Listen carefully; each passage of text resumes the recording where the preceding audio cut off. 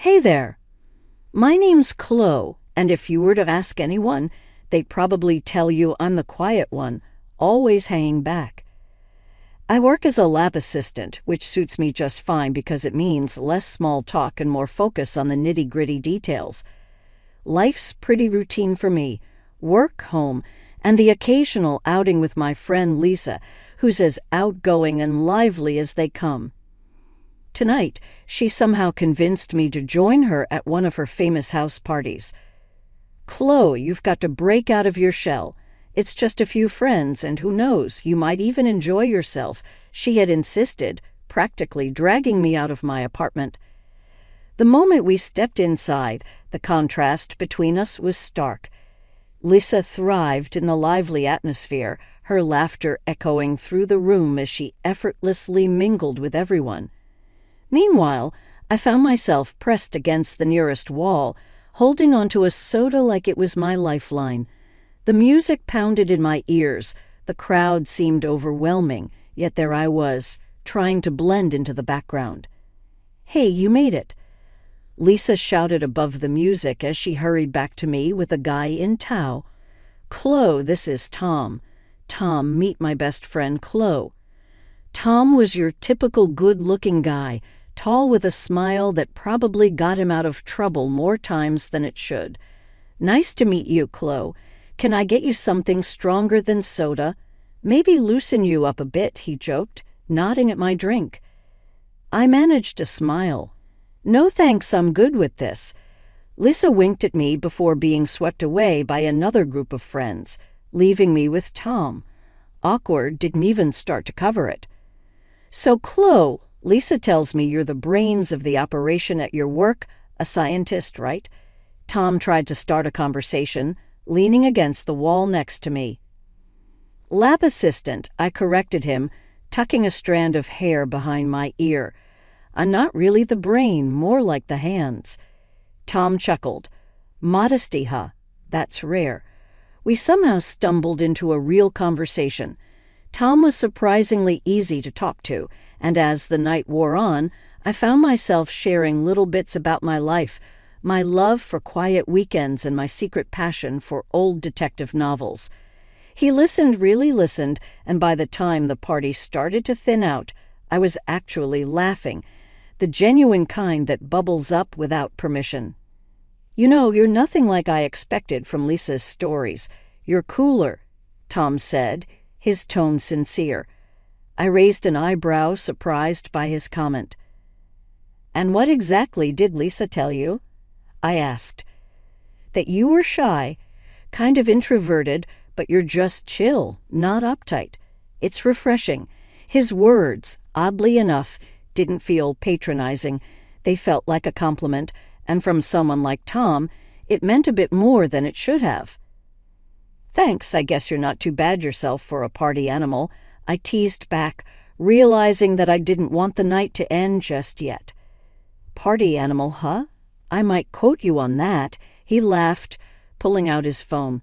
"Let me get your number. We should hang out, maybe somewhere quieter where you don't need to shout over the music."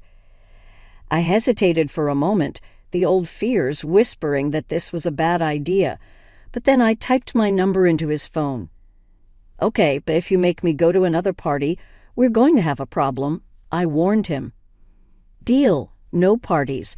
Maybe just a coffee or something," he promised with a smile that made me think that maybe, just maybe, stepping out of my comfort zone wasn't such a bad idea after all.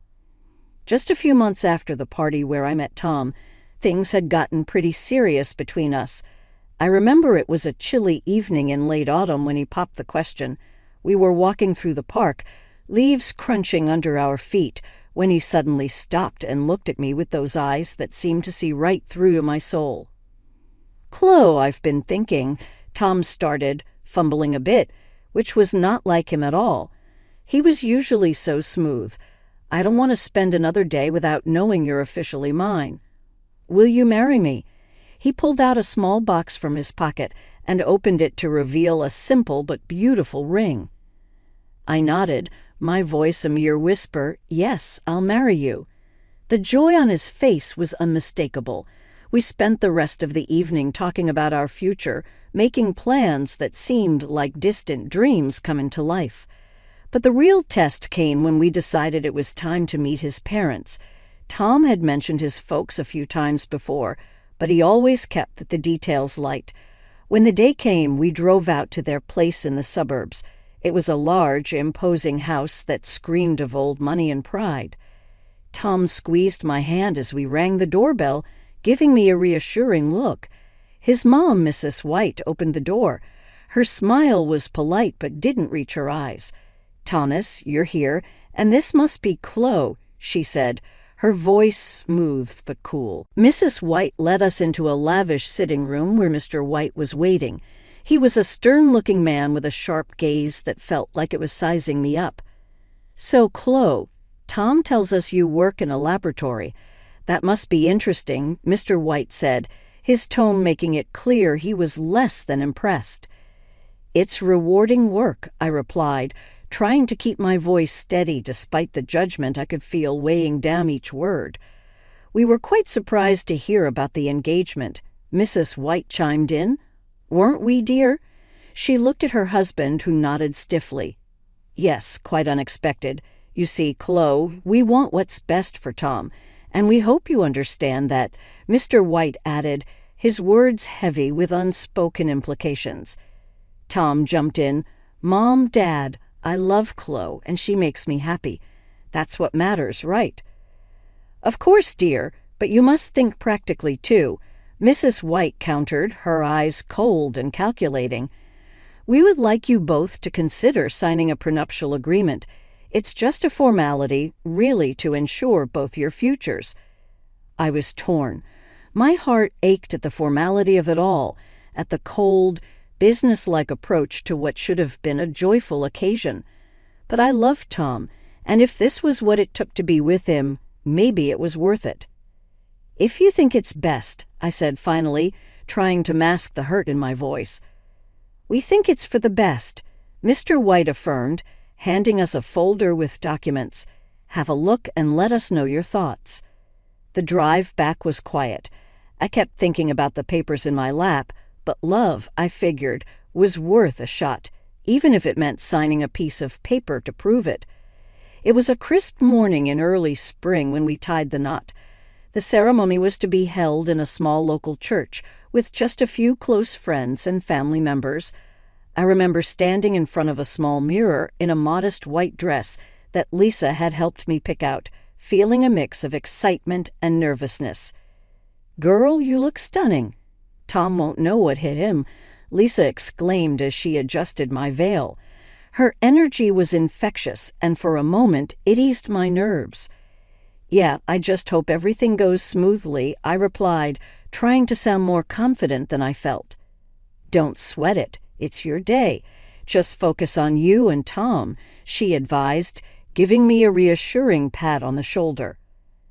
The ceremony itself was short and sweet. Tom looked handsome in his suit, and when he saw me walking down the aisle, his smile was all the assurance I needed. We exchanged vows, simple yet heartfelt. When the officiant pronounced us man and wife, and Tom kissed me, there was polite applause. It all felt right, despite everything. At the reception, which was really just a small gathering at a nearby restaurant, Tom's parents were distant. Tom's father, Mr. White, made a short toast. "We're here to celebrate Tom and Chloe," he began, his voice devoid of warmth. "May your union bring you the happiness you seek."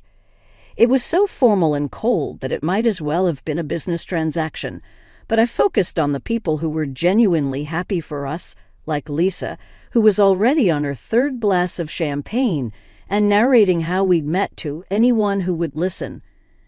The day ended, and with it, our simple but meaningful wedding wrapped up.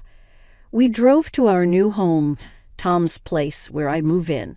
It was a nice house not too far from his parents', which I soon found out meant his mom, Mrs. White, was over a lot. Each time she visited, she made it a point to casually mention how everything in the house was Tom's and how, in case of a divorce, I couldn't claim any of it. "Remember, Chloe, none of this is yours," she'd say, her voice dripping with fox kindness that made my skin crawl. I would just smile awkwardly, trying to hide how uncomfortable it made me feel. Tom would laugh it off every time, hugging me slightly. "Mom's just joking around. Don't take her seriously," he'd chuckle, but his laughter never quite reached his eyes. It was clear this was her way of reminding me of my place, making sure I knew that I was an outsider. But I kept hoping things would get better, that maybe, just maybe, Tom would eventually see how his mother's words were chipping away at our newly bliss. I did my best to settle in, putting effort into making our space feel like ours, not just Tom's. Yet, despite my efforts, Tom's parents, particularly his mom, Mrs. White, made it challenging. "Chloe, dear, why don't you rearrange these dishes? They should be organized better," Mrs. White often remarked during her frequent visits, her tone condescending as she inspected the kitchen cabinets I had just tidied. I would force a Pullet smile, my hands gripping the countertop's edge.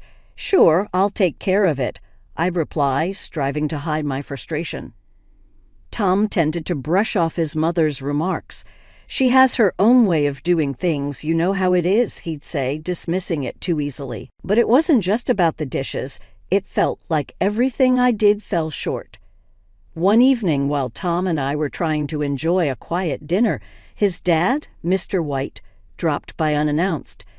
"Watching your spending, I hope. Remember, it's Tom's money paying for all this," he commented nonchalantly as he looked over the spread on the table. I bit my lip, feeling the sting of his words. "We're careful with our budget," I said, keeping my voice even. But the digs didn't stop there. Every chance they got, Tom's parents reminded me of my place. "Just make sure you keep the house clean for Tom. He works so hard. He shouldn't have to worry about coming home to a mess," Mrs. White would say, her words laced with a venom disguised as concern. And it wasn't just behind closed doors. Even in public, they had a way of belittling me. At a family gathering, I overheard Mrs. White talking to a relative. "You know, Chloe doesn't earn much. Pretty much lives off you, doesn't she, Tom?" The interference from Tom's parents didn't stop at comments. They started acting like the house was theirs, too. They'd come over, flop down on the sofa, and demand, "Chloe, make us some coffee, will you?" Or, "We're out of snacks. Could you run to the store?" It was as if I had become less of a family member and more of a maid. And Tom, he had changed. He used to be caring and attentive, but now he joined in their laughter. One day, while folding laundry, he said, "You do fold these all wrong, Chloe. Just how my mom showed you, remember." His tone was light, but the criticism stung sharply. His parents laughed along with him, and Mr. White added, "She's got to learn somehow. You can't baby her forever, Tom." The worst part was how Tom criticized everything about me, from the way I managed the house to my choice of clothes. "You're going out in that?" he'd ask, his look one of disapproval as he eyed my casual jeans and T-shirt. I felt like I was losing not just the battle to win over his parents, but also the man I thought I had married, the man who had once looked at me with love, now scrutinized me with the same critical eyes as his parents. Each day grew harder, the atmosphere at home more suffocating. I started to dread waking up in the morning, knowing I'd face another day of veiled insults and open disdain. The stress of living under constant scrutiny and disdain had taken its toll on me. I began losing weight, my nights were restless, and my days were long battles with anxiety. It all came to a head one morning at work when I collapsed right there among the test tubes and beakers in my lab. I woke up in the hospital, the sterile white of the room blinding me. At first, I felt a dull ache in my stomach, and my head was spinning as I tried to sit up. A nurse rushed over. "Take it easy, Chloe. You gave us quite a scare," she said, helping me adjust the pillows behind my back. "What happened?" I asked, my voice barely above a whisper. "You passed out at work. They brought you in with severe dehydration and stress-related symptoms, she explained, checking the IV drip that was hooked to my arm. I sighed, the reality of my situation settling in. The door to my room opened and Lisa walked in, her face etched with concern. "Chloe, I heard what happened. Are you okay?" She rushed to my side, grabbing my hand. "I guess I'm not," I replied, trying to muster a smile. "This is ridiculous, Chloe. You can't go on like this," Lisa said, her voice stern, filled with worry. I knew she was right, but the thought of going back to that house, to face Tom and his parents again, filled me with dread. I just nodded, not trusting my voice. The next day, as I lay there flipping through a magazine, a man in a suit appeared at my doorway. "Chloe Roberts?" he asked, stepping into the room. "Yes, that's me. Can I help you?" I was puzzled. I didn't recognize him. "I'm Mr. Harris, a notary. I have some unexpected news for you. You've been named as the sole heir to your great-uncle's estate. He passed away last month, and it seems you are to inherit $20 million, he announced, holding out a stack of documents. I blinked, sure that I had misheard him. "I'm sorry, come again. Did you say $20 million? "Yes, Miss Roberts, it's all here in the documents. Your great-uncle left everything to you?" Mr. Harris confirmed, handing me the papers. I was in shock, but I barely knew him. Nevertheless, he remembered you. "If you have any questions or need assistance with the inheritance process, I'm here to help," he offered. The news was overwhelming. As Mr. Harris left, my mind raced with the implications. My phone beeped with a text from Tom, the first since I'd been hospitalized. "Hey, heard about your uncle. Sorry for your loss. How are you feeling?" the message read.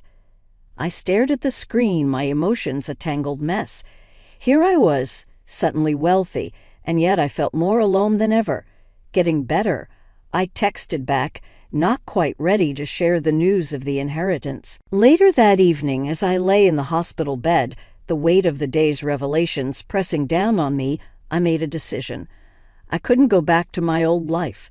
Not now. With this inheritance, I had the means to change everything. The thought was both terrifying and exhilarating. I was still processing the shock when Tom and his parents came to visit. They hadn't been by since I was admitted, which spoke volumes. But today they were all smiles and concern. Tom walked in first, his parents trailing behind him. "Hey, Chloe, how are you feeling today?" he asked, his voice a tad too sweet. I adjusted myself in bed. "Better, thanks," I replied, watching them carefully. Mrs. White came over to my side, her voice dripping with a concern that didn't reach her eyes. "Oh, Chloe, we've been so worried about you," she said, her hand brushing mine. "That's kind of you," I said, pulling my hand back supplely. Mr. White stood at the foot of my bed, his arms crossed. "Yes, well, we're family. We take care of our own," he added, though it felt like a rehearsed line. Tom sat down next to me, taking my hand again. "We just want to make sure you're taken care of, that's all," he said, squeezing my hand. I nodded, feeling the weight of their stares. They seemed unusually attentive. I appreciate that. As their visit dragged on, their questions began to veer towards my health in a way that felt more invasive than concerned. "So when do the doctors say you can leave the hospital?" Mrs. White asked, peering at me closely. "Soon, I hope. I'm starting to feel a lot better," I replied, wary of revealing too much. After a few more minutes of strained conversation, they left, promising to return soon. I lay back, a sense of unease settling over me. Their visit felt off, their questions too pointed, curious, and cautious. After they left, I decided to see for myself what they were up to. Quietly, I got dressed and followed them at a distance as they walked toward the parking lot. Hidden by the corner of the building, I overheard their conversation. "That stupid cow doesn't know what's coming," Tom laughed crudely. "She thinks we care about her. This is all just until we get that money. and make sure she gets pregnant soon, Tom. If she has a kid, she won't leave. Then we're really in control," Mrs. White added viciously.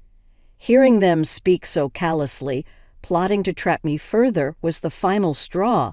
My heart pounded with a mix of anger and resolve. I had seen their true colors, and it was uglier than I could have imagined. I slipped back to my ward unnoticed, my mind racing. Their treachery was clear, and my path forward was too. For perhaps the first time in my life, I knew I had to stand up for myself. I wasn't going to be their victim any longer. When I was discharged from the hospital, the idea of going back home filled me with a mix of dread and determination. As I walked through the door, I saw Tom and his parents sitting in the living room, their faces lit up with forced smiles. Mrs. White even went as far as to cook my favorite dish, spaghetti carbonara, which sat steaming on the dining table. The sight was almost comical, her trying so hard to play the doting mother-in-law. Tom rushed up to me, his smile a little too bright. "Chloe, you're back. We missed you so much," he said, pulling me into a hug that I didn't return. "Thanks, Tom," I said, pulling away gently. I glanced around at the staged setting, my resolve hardening. As we sat down to eat, the tension was palpable. They were trying too hard to act normal, but I could see the impatience flickering in Tom's eyes. It didn't take long before he dove straight to the point. "So, Chloe, when do you think you'll get the inheritance? There's so much we can do with it," he asked, trying to sound casual but failing miserably. I put down my fork, looking him straight in the eye. "Tom, it doesn't concern you because I'm filing for divorce," I stated calmly, sliding the divorce papers across the table towards him. The room went dead silent for a moment before a terrible scream erupted from Mrs. White. "Chloe, have you lost your mind? Think about what you're doing." Tom's face turned from shock to desperation. "Chloe, please, I love you. We can fix this. Don't throw away our marriage over a misunderstanding," he pleaded, his voice cracking, but I was done listening to lies. "A misunderstanding?" I echoed sharply. "Calling me a stupid cow behind my back is not a misunderstanding. I heard everything, Tom. Everything." Mrs. White's face turned red, her anger barely contained. "You ungrateful girl. We'll sue you for half of that inheritance, you'll see." I reached into my bag and pulled out a copy of the prenuptial agreement. "Actually, you won't," I said, tossing it on the table. "This says otherwise. You can't touch my inheritance." Tom and his parents stared at the document, the color draining from their faces. I stood up, my chair scraping loudly against the floor. I found a small apartment in a quiet part of town where the mornings were filled with the sounds of birds, not bickering. It wasn't just a new place. It was a fresh start. I spent the first week just settling in, buying a few pieces of furniture, some plants, making it mine. The silence was a stark contrast to the constant tension I had lived with, and I loved it. During these days of newfound solitude, I truly began to appreciate the peace I had been missing. One Saturday morning, I was out on my balcony enjoying a cup of coffee when Lisa came by. She burst through the door with her usual flair, holding a box of pastries. "Chloe, this place is fantastic," she exclaimed, setting the box on my new kitchen counter and hugging me tightly. "How are you holding up?" she asked. "Better than I have in years, honestly," I replied, pouring her a cup of coffee. "It's like I can finally think straight without all the noise." Lisa chuckled as she sipped her coffee. "I told you, you just needed to get out of that madhouse. So what's next for our free woman?" she asked, her eyes twinkling with curiosity. "I've been thinking about that a lot," I said, leaning against the counter. "Right now, I'm just enjoying the quiet, planning my next steps for the future." As the weeks passed, I reveled in my independence, meeting with a notary for the registration of the inheritance. But as expected, the peace didn't last forever. One evening my phone rang, pulling me away from a book I was reading. It was Tom. "Chloe, please, can we talk? I've been thinking," he said, his voice pleading. "Tom, there's nothing left to say," I interrupted, my voice firm yet weary. "Just hear me out. I miss you, and I was wrong," he pleaded, his voice cracking with emotion. "I'm sorry for everything. Can we try again?" he pleaded. "Tom, it's over. We can't undo what's been done. You need to accept that," I replied firmly, ending the call. Soon after, his mother began calling. Each voicemail grew more desperate and angry. "You ungrateful girl. After everything we've done for you," she shouted in one message. I deleted them without hesitation. Before long, Tom informed me of frequent arguments with his parents. He blamed them for insisting on the prenuptial agreement, which now shielded me from their greed. Each call, each desperate plea, reinforced my resolve to move forward. I was progressing, not regressing. The family's disputes and turmoil were no longer my concern, not my problem anymore.